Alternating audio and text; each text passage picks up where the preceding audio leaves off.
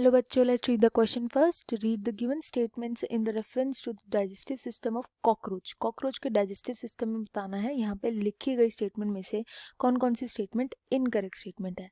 Except foregut, entire alimentary canal is lined by cuticle. First statement बोल रही है. Second statement में esophagus opens into sac-like structure called crop. Third में बोला गया hindgut is broader than midgut and fourth में बोला गया है gizzard possess 6 cuticular teeth.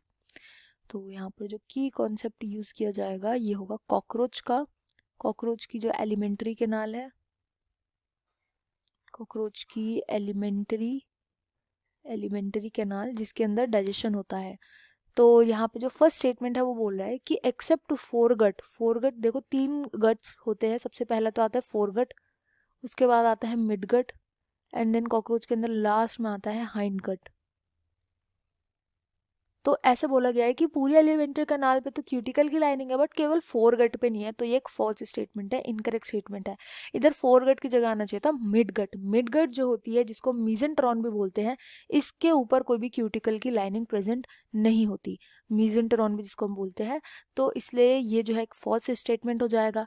Next statement में बोला गया है कि ईसोफेगस जो होता है वो सैक लाइक स्ट्रक्चर क्रॉप में ओपन करता है, which is a correct statement, true statement है. तो होता क्या है, जैसे ये ईसोफेगस होता है फ्रॉग का एंड देन ऐसे सैक लाइक स्ट्रक्चर ओपन होता है. तो होता है ईसोफेगस एलिमेंट्री कैनाल में एंड देन ये सैक लाइक स्ट्रक्चर होता है, इसको हम क्रॉप बोलते हैं. इसका मेन फंक्शन क्या होता है, केवल स्टोर करके रखता है फूड को केवल स्टोर करने का काम होता है और कोई इसके अंदर डाइजेशन नहीं होता. करेक्ट स्टेटमेंट थी. थर्ड स्टेटमेंट बोल रहे हैं कि hind gut is broader than mid gut. तो ये भी एक करेक्ट स्टेटमेंट है. जो हाइंड गट होता है ना, जैसे जो मिड गट होता है उससे ज्यादा ब्रॉड होता है हाइंड गट. मिडगट से ज्यादा ब्रॉड होता है हाइंडगट. तो ये भी एक करेक्ट स्टेटमेंट है.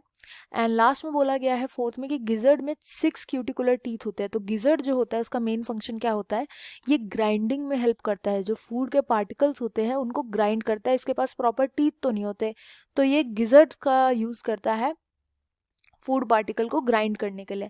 अब ये जो ग्राइंड होते हैं ना, ये फॉल्स टीथ की तरह यहाँ पे 6 क्यूटिकुलर टीथ होते हैं. क्यूटिकुलर का मतलब क्या होता है कि क्यूटिकल से बने हुए होते हैं. ये 6 टीथ होते हैं यहाँ पे प्रेजेंट. तो यहाँ पर जो लिखा गया कि गिजर्ड में क्या होता है कि 6 क्यूटिकुलर टीथ होते हैं, that is also a correct statement.